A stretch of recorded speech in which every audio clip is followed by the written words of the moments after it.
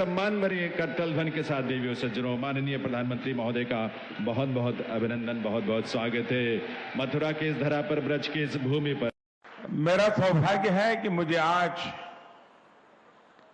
ब्रज के दर्शन का अवसर मिला है, ब्रजवासियों के दर्शन का अवसर मिला है,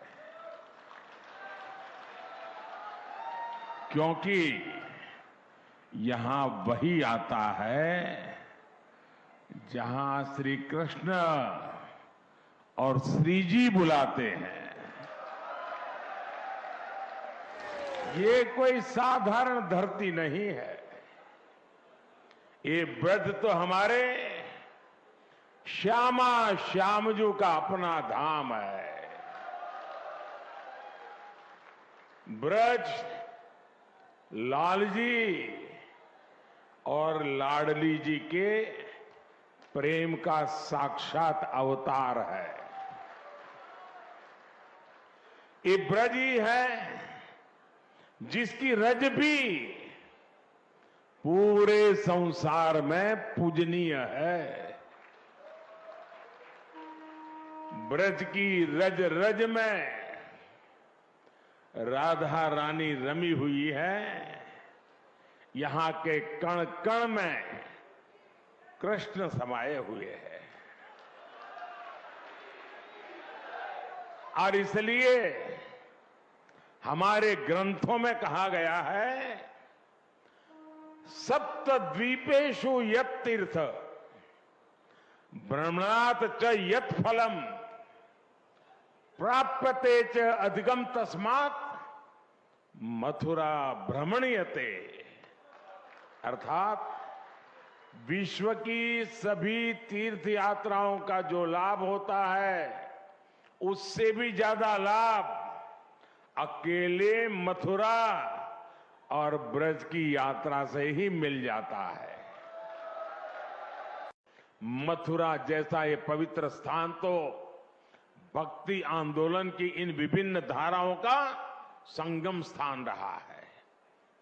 मलुकदास, चैतन्य महाप्रभु, महाप्रभु वल्लभाचार्य, स्वामी हरिदास, स्वामी हित हरिवंश प्रभु जी जैसे कितने ही संत यहां आए।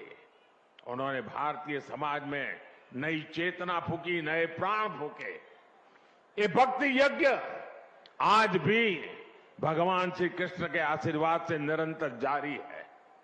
मेरे परिवारजनों, ब्रज के बारे में हमारे संतों ने कहा है, वृंदावन सो वन नहीं, नंद गांव सा गांव, बंसी वट सो वट नहीं, कृष्ण नाम सो गांव। अर्थात वृंदावन जैसा पवित्र वन कहीं और नहीं है, नंदगांव जैसा पवित्र गांव नहीं है, यहां के बंशी वट जैसा वट नहीं है, और कृष्ण के नाम जैसा कल्याणकारी नाम नहीं है। ये ब्रज क्षेत्र भक्ति और प्रेम की भूमि तो है ही, ये हमारे साहित्य, संगीत, संस्कृति और सभ्यता का भी केंद्र रहा है। इस क्षेत्र ने मुश्किल से मुश्किल समय में भी देश को संभाले रखा, लेकिन जब देश आजाद हुआ तो जो महत्व इस पवित्र तीर्थ को मिलना चाहिए था, दुर्भाग्य से वो नहीं हुआ। जो लोग भारत को उसके अतीत से काटना चाहते थे, जो लोग भारत की संस्कृति से, उसकी आध्यात्मिक पहचान से विरक्त थे, वो आजादी के बाद भी गुलामी की मानसिकता नहीं त्याग पाए। उन्होंने ब्रज भूमि को भी विकास से वंचित रखा। भाइयों और बहनों, आज आजादी के अमृत काल में पहली बार देश गुलामी की उस मानसिकता से बाहर आया है। हमने लाल किले से पंच प्राणों का संकल्प लिया है। हम अपनी विरासत पर गर्व की भावना के साथ आगे बढ़ रहे हैं। आज काशी में विश्वनाथ धाम भव्य रूप में हमारे सामने है।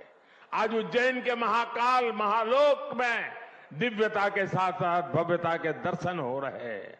आज केदार घाटी में केदारनाथ जी के दर्शन करके लाखों लोग धन्य हो रहे हैं। और अब तो अयोध्या में भगवान श्री राम के मंदिर के लोकार्पण की तिथि भी आ गई है। मथुरा और ब्रज भी विकास की इसकी दौड़ में अब पीछे नहीं रहेंगे।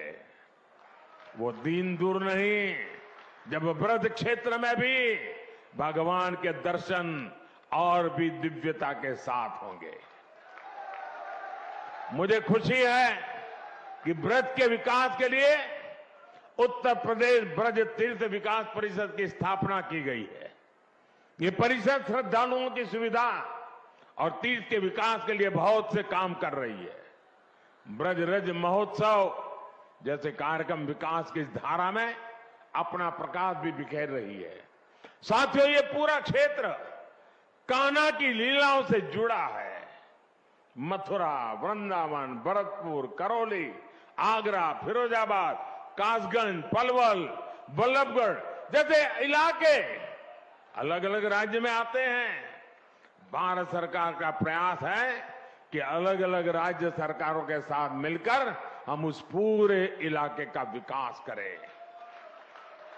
साथियों, ब्रज क्षेत्र में देश में हो रहे हैं बदलाव, ये विकास केवल व्यवस्था का बदलाव नहीं, ये हमारे राष्ट्र के बदलते स्वरूप का, उसकी पुनर्जागृत होती चेतना का प्रतीक है। और महाभारत प्रमाण है कि जहां भारत का पुनरुत्थान होता है वहां उसके पीछे श्री कृष्ण का आशीर्वाद जरूर होता है। उसी आशीर्वाद की ताकत से हम अपने संकल्पों को पूरा करेंगे और विकसित भारत का निर्माण भी करेंगे।